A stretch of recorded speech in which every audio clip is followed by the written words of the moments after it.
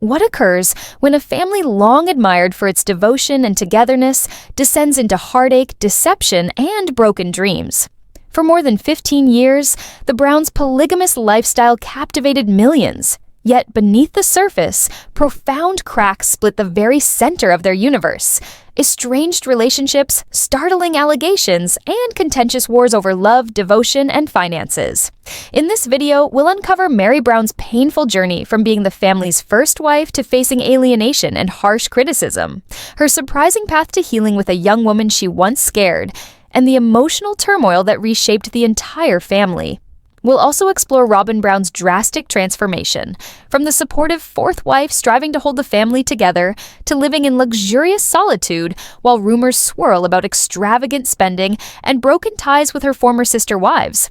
Meanwhile, Kody Brown's dream of a harmonious polygamous family crumbled, leaving him to rebuild a new life with only one wife, wrestling with loss and regret. With road trips, social media flashpoints, family disasters, and courtroom showdowns, this is a tale of unflinching, honest emotion, seeking forgiveness, and beginning anew, reminding us all that even the most painful wounds can sometimes heal into astonishing moments of hope and grace. Join us as we go deep inside the Browns' complicated, heartbreaking, yet inspiring journey. Don't miss this one. Hello, everyone, and welcome back to the show. Today, we're diving into a surprising and emotional development from the sister wives world, one that many longtime fans might not have seen coming. While Meri Brown has had a bumpy past with several of Kody Brown's children, it appears she's on a new path, particularly with one family member specifically, Gwendlyn Brown. Now things get really interesting here. Meri, as anyone familiar with the show will know, is Kody Brown's first wife. Gwendlyn, on the other hand, is his daughter from his third wife, Christine Brown. On a family with 18 children and 4 wives, things can get complicated in a hurry. And they have. When Sister Wives first aired in 2010, the Browns appeared as a cohesive, if not traditional, family. But as the years went by and the cameras continued to roll, that image began to crack down. Fast forward more than 15 years to season 19, and those cracks in the family had expanded into full-fledged divides. 3 of Kody's 4 wives had left, and not amicably. Tensions boiled over, relationships were broken, and most of the older children grew estranged from their father. Some have cut him off entirely. But just when it appeared the bridges were irreparably burned, a surprise moment gave a glimmer of hope. Meri and Gwendlyn recently posted a sentimental on social media that indicated them reconnecting, a photo of healing in the midst of a broken family. It's a sight few got to see, and fans were eager to catch wind of it. But before we discuss that poignant moment, some context is necessary about the tempest preceding it. This is where things get heated in terms of controversy. In 2023, another of Kody's kids, Polygamy Brown, live-streamed on YouTube with popular blogger John Yates. What happened next was a shocking 3-hour tell-all that shook the fandom to its core. Polygamy made some serious charges against Meri, both on the air and subsequently in an interview. She was not merely cold or unfriendly, he said. She was downright cruel. And that was only for starters. Meri was not nice, Polygamy declared.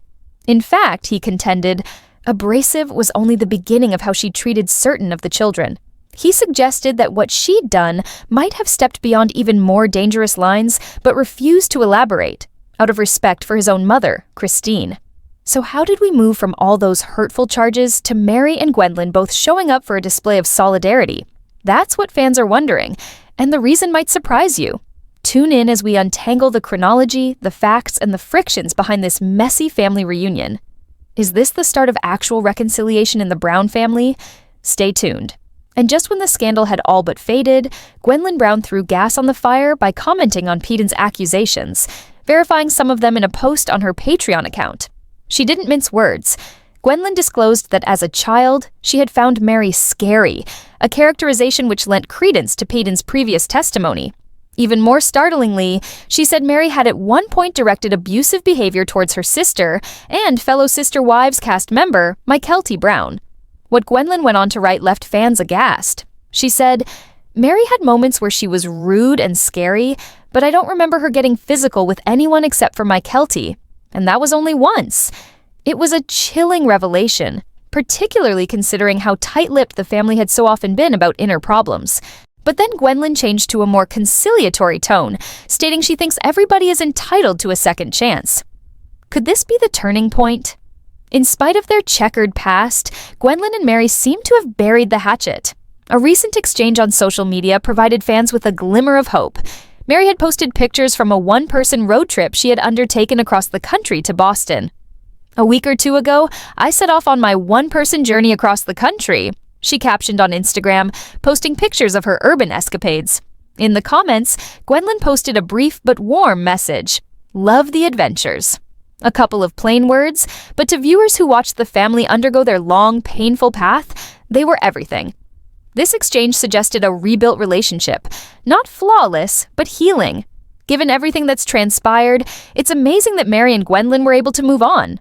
But the question remains, where does Meri stand with the rest of the Brown family? Let's have a closer look. By the time Sister Wives season 19 was on, Meri had basically severed ties with nearly all the members of the family. She had virtually no relationship with Kody and Robyn, and had previously also had a falling out with Janelle and Christine. For a short while, it seemed like Meri had been left to fend totally alone. But that wasn't quite true. Meri had established in secret a close, active social network, one that rallied around her as she started to rebuild her own life. And when tragedy struck, she was able to support the family in a manner that caught many by surprise. When 25-year-old Garrison Brown died, the whole Brown family united to mourn. And Meri didn't stay away. She was there as well, standing with her ex-sister wives and their kids, bound together by loss, if nothing else. It was a moment of cooperation, evidence that even in the cracks, what they share among them is important. But what of Robyn Brown? What's life been like for her since the new season? Whereas most of the other wives have cut Kody loose, Robyn has stuck with him. Since marrying into the family in 2010 as his fourth and last wife, Robyn gradually became close to Kody, ultimately becoming his legal wife in 2014. That move changed the entire dynamics of the family, and not all of the family members were pleased with it. Now, following season 19, Robyn and Kody live what seems to be a stable, even luxurious life together. While the rest of the family fractures, they've become more of an old-fashioned couple than members of a plural marriage. It's evident that Robyn blazed a very different trail for herself under the Brown legacy. So what is the future for this formerly united, now highly fractured family? Tune in, because every new post and sighting sees the Brown family surprise us, and the next installment might just prove to be more shocking than the one before. As Robyn Brown quietly cemented her place in the family, dramatic developments came to pass between 2021 and 2023. In turn, Kody Brown's first three wives, Meri, Janelle, and Christine, each made the decision to end their spiritual marriages with him. After years of advocating for plural marriage, Kody suddenly changed his mind. He broke with polygamy and became a fully monogamous partner with Robyn, formally shutting the door on the lifestyle that had once characterized his family. But there was no peace easily. It didn't go well at first with Kody and Robyn.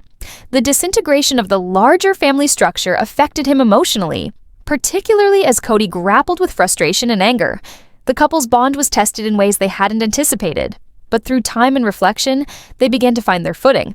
In recent months, the dust has finally settled, and Robyn and Kody seem to be embracing a calmer chapter of their lives, one centered on personal happiness and emotional mending. And with that change in direction came concrete change. The couple auctioned off the erstwhile promising Coyote Pass property, deciding to split the proceeds evenly between themselves and Kody's previous wives, Meri and Janelle among them. They also sold their house in the past and bought a new house in Flagstaff. This transition not only represented a physical change, but also an inner emotional restart, the start of their monogamous life in a new, familiar setting. But as Kody and Robyn started anew, Robyn's relationships with the other sister wives in the family went quietly into the night. Once, she had genuinely tried to bond with her fellow sister wives. Robyn was also a supportive advisor to Meri, a kind friend to Janelle, and even a silent advocate for Christine's welfare. She was committed to the values of polygamy and took her responsibilities seriously. But when the other marriages dissolved, Robyn's attitude seemed to change. Her relationship with the other wives slowly disintegrated, and she eventually stopped speaking to them altogether. So where are they now? As of 2025, Robyn is totally out of contact with her ex-sister wives. Even her former friendship with Meri, the closest of the three, has apparently disappeared. Christine, Janelle, and Meri have all commented publicly about feeling disconnected from Robyn, and their motives are as intimate as they are compelling. Janelle confessed that she never really had a close relationship with Robyn in the first place. Though she holds no grudge, she's not keen on trying to create a friendship that never existed either. Meri and Christine have spoken similarly. Both of these women feel there's no longer a need to keep in touch with Robyn, particularly after the family's spiritual framework dissolved. Christine came right out and said it in a recent interview with Rogue Energy, stating, "I haven't spoken with Meri or Robyn in years." And that brings us to where Robyn is today, a woman once deeply ingrained in a plural marriage, now existing in quiet solitude from the women she once referred to as sister wives. Though new living arrangements and habits may prove comfortable, the psychological distance between Robyn and the remaining members of the Brown clan paints a much different picture. So, as the Brown clan continues to disintegrate, one thing is left to wonder. Has Robyn really discovered inner peace, or merely a quieter form of isolation? The Brown clan might have fractured, but for Robyn and Kody, life looks cozier and more opulent than ever. Following the most recent season wrapping up production, the pair shocked everyone by upgrading to a gorgeous new Arizona home worth a staggering $2.1 million. Let's dive in further to see how their lifestyle has evolved. Now, their old home was an expansive 4,476 square foot estate in Flagstaff that was situated close to a national forest and consisted of 5 bedrooms and 4 bathrooms. Bought 5 years ago for $890,000, it was not only a house, it was their haven from the rough times of family drama. But by late 2024, Kody and Robyn felt it was time to make a change. They put the house on the market and had a buyer in record time. The sale price, $1,775,000. That's almost twice as much as they paid, and a tidy profit by any measure. But they weren't downsizing, they were upgrading. Their new house, bought for $2.1 million, covers an amazing 7,884 square feet and features 6 bedrooms, 7 bathrooms, a 7-car garage, and even a guest house. There's also space for parking RVs, perhaps for their son Dayton. The switch is telling. Robyn and Kody are living large, easily acclimating to their new monogamous existence. Not everyone in the Brown clan is taken aback. Several former family members have quietly criticized the pair of being shopaholics, citing their extravagant lifestyle as evidence. Nevertheless, there's no question that Robyn and Kody are indulging in the benefits of their new life. When the cameras are not on, they appear to be truly happy. Robyn specifically appears at peace, smiling, contented, and unaffected by the drama left in the wake of the disintegration of the family. With all that said, their journey to happiness has not come without scars. Everything shook Kody to his core when his marriages to Meri, Janelle, and Christine imploded. The aspiration of a big, happy polygamous family, something central to his sense of self, was destroyed. Robyn confessed that she was afraid then, fearing that the emotional burden of Kody's losses could undermine their own relationship. At one time, she even called herself the idiot that got left behind, an unvarnished admission of just how isolated she felt when the others opted for independence over oneness. But something appears to have changed behind the scenes. Aside from her on-camera concerns, Robyn and Kody have been recently seen looking more united than ever. In May 2025 late, one Facebook user by the name of Jasmine Griffin shared a photo that raised some eyebrows among the fans. She bumped into Kody and Robyn in the town of Idaho Falls, and her caption was, "It's not every day you see Kody and Robyn Brown in the little heart of Idaho Falls." Robyn, wearing a bright blue floral top, was beside Kody with a wide smile on her face. Undefined. And Kody? He appeared even more cheerful. Through their public appearance, there was a rare, raw look at what life for the pair might actually be like now. Serene, stable, and, beyond past drama, happily content to be with each other. But wait, there's more. There have been rumors circulating about Robyn's personal finances, especially when it comes to an unexpected pastime. From various online reports, she reportedly spent nearly $60,000 on rare dolls, another layer of intrigue in this constant question of how she and Kody live their post-polygamy life. So, is this the fairy tale ending Robyn desired all along? Or is there more going on beneath the surface than viewers are experiencing? Either way, one thing is certain. Robyn and Kody Brown closed, on plural marriage, and opened a new one full of luxury, seclusion, and a very different sort of love. After leaving Cody, Janelle Brown started talking more candidly about the financial woes that had dogged the family. Troubles that, until recently, were kept out of the public eye. Similar to all of the sister wives, Janelle put her money into a shared family fund. That money was used to pay for communal expenses, maintaining the large, complex household they all created together. But eventually, Janelle realized something was amiss. The funds started vanishing, without any rhyme or reason. In an honest moment, Janelle remembered, in the past few years, Cody would just withdraw money, and I had no idea why. While she and Meri were locked in a vicious fight over their rightful portion of the Coyote Pass property, suspicions began circulating as to where the money really went. Then there were the allegations. Sources for the Ashley's Reality Roundup say an Etsy account, allegedly belonging to Gwendlyn Brown, has spent more than 100 times since 2024 alone. What have they bought? Pricey collector dolls and cookware? The alleged amount spent, a whopping $60,000. While Robin has been tight-lipped about it, several hints have linked the account to her, prompting speculation and frustration from fans and estranged family members alike. Robin's reported overspending has fueled controversy over the years, with detractors citing a history of excess, while others within the family struggled financially. And now, with the rest of the family torn asunder and old wounds reopened, that criticism only grows louder. But this is a story more about than money. At its heart, it's about the breakdown and possible healing of a once deeply linked family. A family founded upon spiritual ideals, emotional connections, and a common vision of plural marriage. A family that, at one point, mesmerized audiences with their seemingly indestructible togetherness.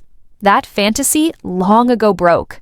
One of the strongest narratives among the multiple storylines that have unfolded is that of Meri Brown, Cody's first wife, reuniting with Gwendlyn, another wife's daughter. Their subdued, surprise reunion provides a fleeting moment of elegance amidst years of drama, abuse allegations, estrangement, and heartbreak. For Meri, whose position in the family grew more tenuous with each passing year, this instant of bonding may hold something more. A way forward, not only for her, but for the emotional history of a broken family. From the early years when the Brown family presented themselves to the world on reality television, audiences were drawn in. They weren't so much interested in polygamy as drawn into the family's close ties, respect, and spiritual cohesion.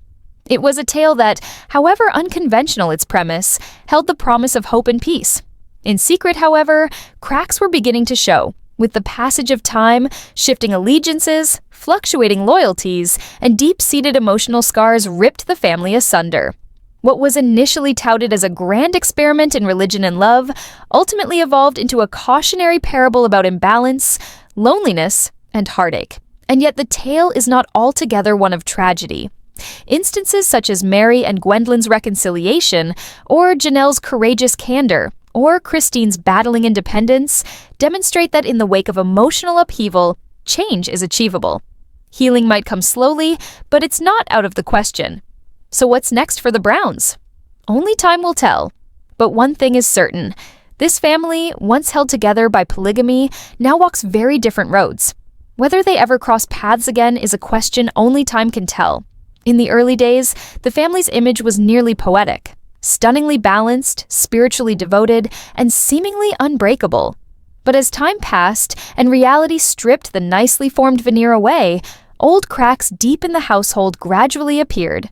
In the middle of all this breakdown was the woman who had long been regarded as the bedrock of the family.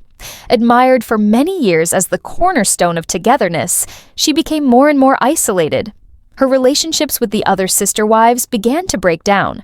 Her relationships with several of the children raised in the extended family grew tenuous, especially as painful memories and long-dormant grievances started to emerge. One of those voices publicly emerged, on social media, and related a memory that painted a very different picture of family life. This young woman, who was raised in the household, remembered being treated coldly and callously by the first wife. Her testimony was poignant, and it struck far beyond personal experience. More voices followed. Their story was not one of peace, but of emotional distance, intimidation, and unresolved conflict.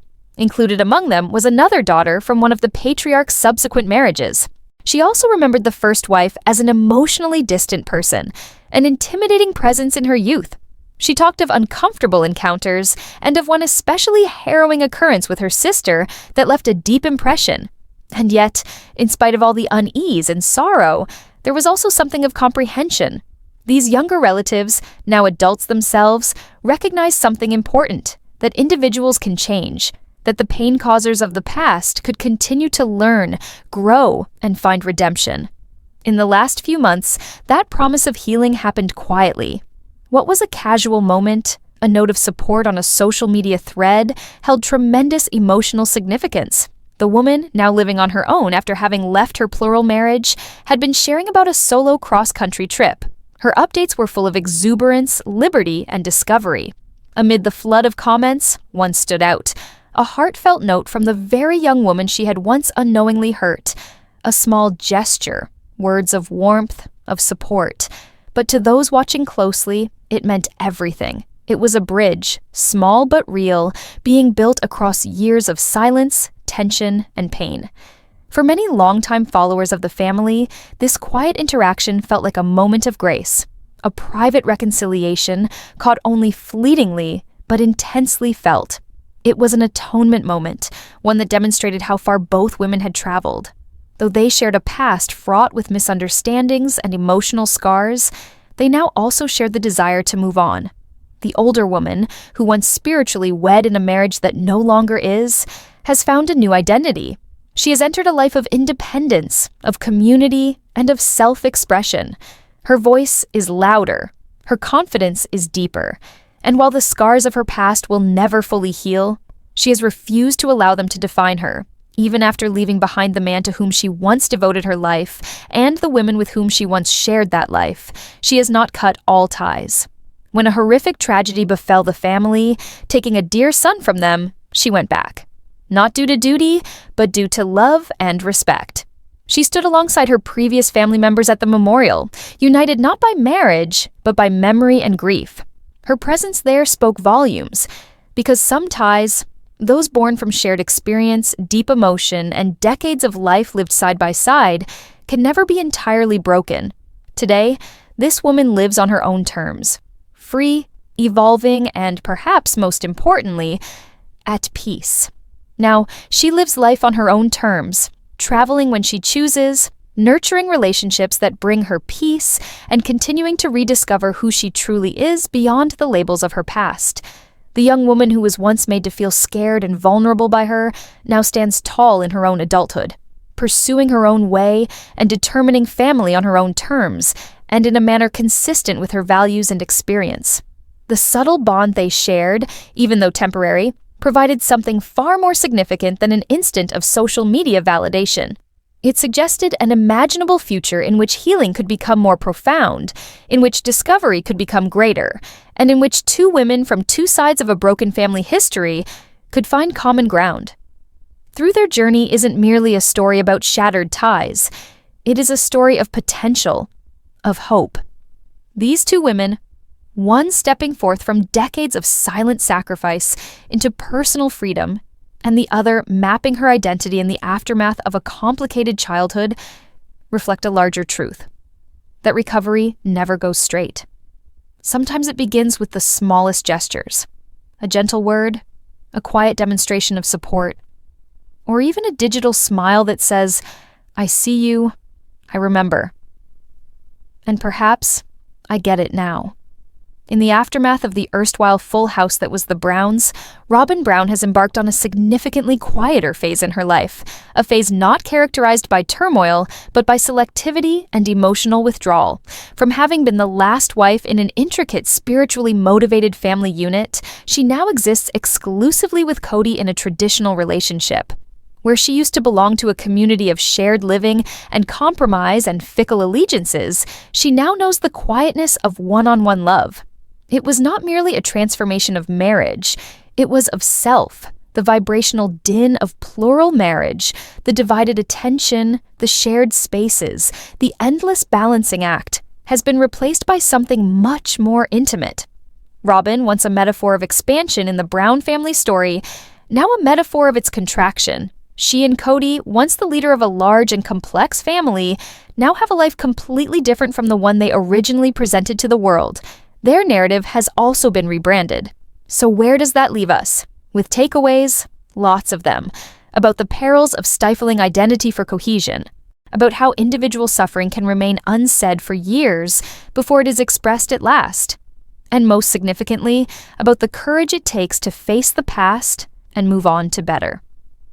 Through the demise of the Brown family, as we knew it, people are emerging, apart, boldly, and true, to themselves, and in their individual ways, they're finding peace.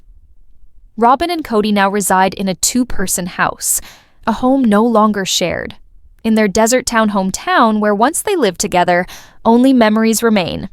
The exit of the other members of the household did not simply leave rooms vacant, it signaled the end of an entire era. The property on which they once envisioned building, the notorious Coyote Pass property, was sold. Divided were the proceeds. A last formal break from a chapter of existence that had been one of spiritual devotion, shared sacrifice, and finally, disappointment. Robyn and Cody started anew with their share of the settlement. Their new house, a self-sufficient sanctuary set in the same city that had seen the rise and fall of their public domestic life, is nothing like their old world. Isolated, concealed, and thoroughly their own. It's a mansion, spacious and luxurious, yet distinctly designed for a single couple. Not a sprawling plural household. There's ample space for hobbies, for visiting children, and for the quieter life they've now embraced. With sweeping views and a sense of finality, the home stands as a monument to transition, a physical symbol of their intent to move forward into something singular, something unbroken. But that new stillness has come at a price. Once upon a time, Robyn worked hard to build meaningful relationships with the other women in Cody's life. She confided in the first wife, laughed and bonded with the second, offered support and sisterhood to the third. In those early days, unity didn't just seem possible. It felt noble. Robyn was a believer in the vision, that numerous hearts could beat as one. But when the vision collapsed, so did the relationships. As each of the sister wives stepped away from their spiritual marriages, Robyn was left behind, unmoored and, some would argue, forgotten. There were no high-profile public battles, no bitter exchanges, but the quiet between them told a story. Time passed. Birthdays came and went without greetings. Holidays came and went alone. Any gesture to connect gradually faded until at last it ceased altogether. There was no detonation. Only a slow, quiet unraveling. A life that had once been full of meals eaten together, late-night conversations, and shared responsibility became quiet and alone. While the other women, Meri, Janelle, and Christine, found new paths and new definitions of family, Robyn stayed put. In the same city, in the same place, emotionally, but no longer in sync with those she had previously referred to as sister. Her narrative now is one of contrast.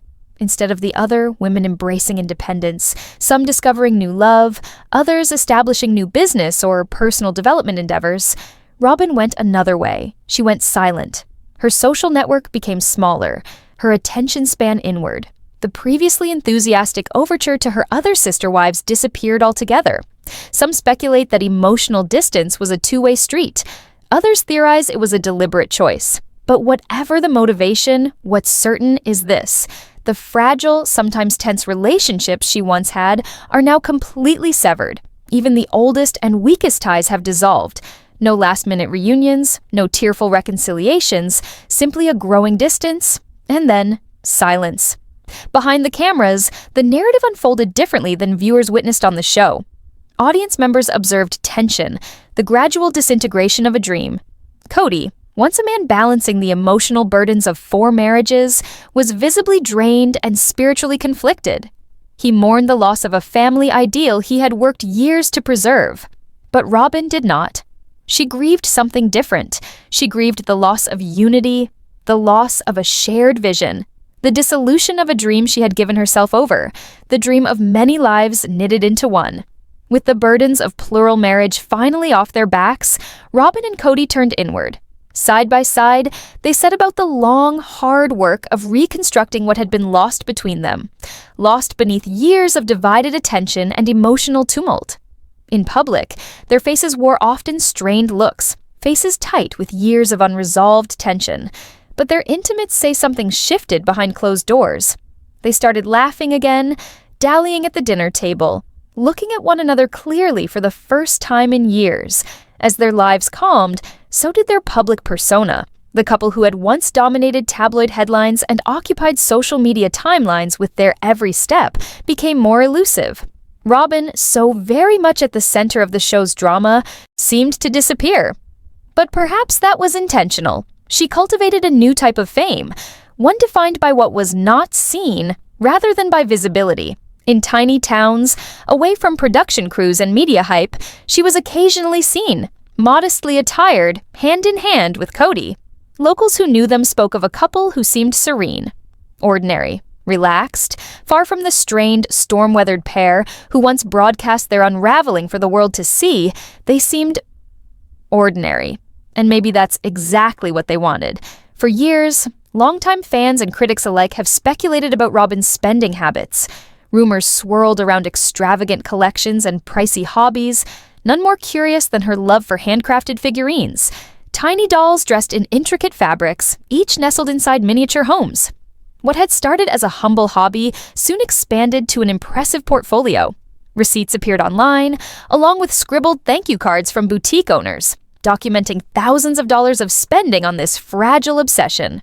Whether indulgent or just personal, Robyn's spending was the source of surprise, particularly from those who knew of the family's history of financial woes. But through it all, Robyn said nothing. She offered no interviews, made no statements. Her deafening silence was silence itself, and it became her unmistakable signature. While other erstwhile family members transitioned into the limelight, authoring memoirs, starting companies, dispensing their truths on podcasts, Robyn withheld. She neither denied nor authenticated any tales. Rather, she stood silently in the distance as others deconstructed their pasts, perhaps making the loudest statement of all by refusing to play the continuing narrative wars.